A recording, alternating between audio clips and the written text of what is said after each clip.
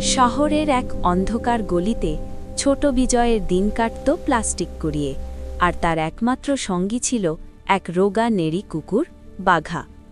এক হাড় কাঁপানো শীতের রাতে বিজয় যখন জ্বরে কাঁপছিল, বাঘা কোথা থেকে যেন একটা পুরনো তামাটে গলার বেল্ট খুঁজে পায়।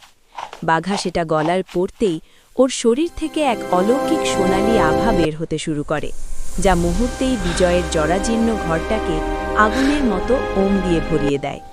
বিজয়ের জ্বর সেরে যায়, সেই বাঘার মায়াবী ওমে পরম শান্তিতে ঘুমিয়ে পড়ে। কিন্তু সকাল হতেই এক নিষ্ঠুর লোক ওই বেল্টটাকে সোনা ভেবে জোর করে বাঘার গলা থেকে ছিঁড়ে নিয়ে পালায়। লোকটার হাতে যেতেই বেল্টটা জৌলুস হারিয়ে সাধারণ এক মরচে ধরা টিন হয়ে যায়, কিন্তু বাঘার সেই জাদুকরী আলোটা চিরতরে নিভে যায়।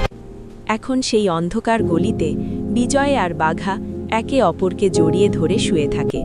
কোনো জাদু নেই, শুধু আছে দুই নিঃসঙ্গ প্রাণের না বলা দীর্ঘশ্বাস।